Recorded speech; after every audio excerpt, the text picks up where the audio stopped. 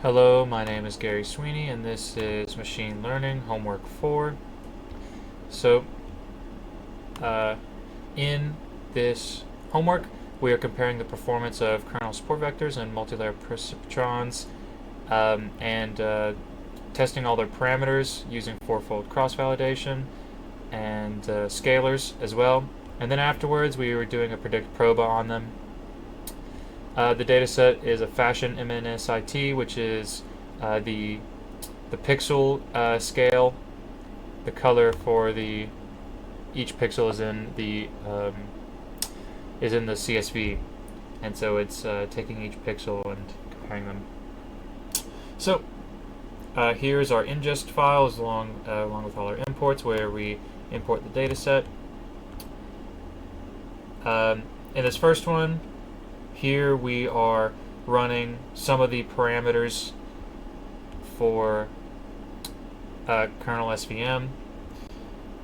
Here we are testing C values in kernels, and we've got two scalars because we were testing no scalar, but it took too long.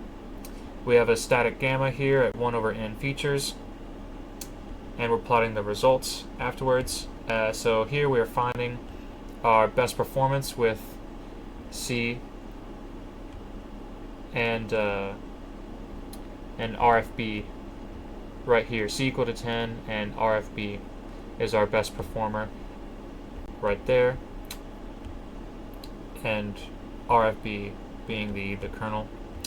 So after this, at the best point, we are testing scalar versus no scalar because we didn't get to test it before. So here we're fitting the data with the scalar we found, and we have the same result here. Here's our result, and then here's our result without a scalar, which was higher. So no scalar had the highest result, 0.907. And then we are running the test accuracy, which I can run that here to show that it works. But this is comparing the training, the fitted training set with the test accuracy. While that's running, we could talk about our MLP. So we had to split it up into a couple parameters at a time. First, at the same time, we did scalars, activation functions, and learning algorithms. And as you could see, the max iteration was hit for a lot of them. And then at ReLU and Atom with standard scalar, right here in the yellow, our highest point was found right there with a 0.8974. And then we had to test the rest of the parameters for MLP, and that was hidden layer size, nodes per layer, and learning rates. So we're fitting with what we have, which is standard scalar, ReLU activation, and Atom solver. And then we are calculating all the results. And after we calculate them, we get this big old squiggly graph here.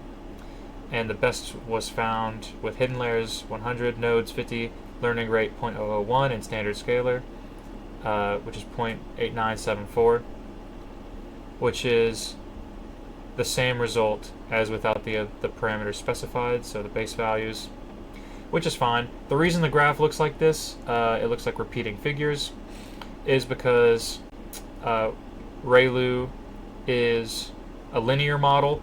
So whenever we change the number of hidden layers, I believe it'll have a similar results, and that's why you see repeating figures as we iterate through different hidden layers and node numbers. And then, so our testing figure was completed running. So if we scroll back up, yep, we have our test accuracy of 0.8968. This is for SVM, and their cross-validated training accuracy is 0.907. So we scroll back down to where we were, which is right here. Here we are getting the testing score with our desired parameters for MLP, which is hidden layers 100, nodes 50, learning rate 0.01, as well as ReLU and Atom activation solver. And we got a test accuracy of 0.8892 with our optimal parameters. And then we are training we are using the optimal parameters to train the SVM and the MLP models. And which is actually done right here. So after we train the models here with our desired parameters, you see these dot dot dots. This is essentially printing the predictions for every single value, but it can't print all thousands of values in this small little output, so it's just giving you a taste. But in order to throw it, we can display our samples around a threshold. The threshold being 0.5, so if it's more than 0.5, then I think it's like a positive, and it's less than 0.5, then it's a negative or like a kind of a miss. It's just right in the middle since it's a percentage value. So anyways, group 1, easy for SVM and hard for MLP. We have these samples, and these are their grayscale values colorized, so we can kind of see what it was looking at here. So these are easy for SVM, hard for MLP. Oh, and we can run this again to show that it works, which we'll do right now, and it ran really fast. Easy for MLP, hard for SVM. We see completely different samples here, none repeating. And then the ones hard for both, which had, there was only 4 that were exactly hard for both. So you see how the overlap is pretty small.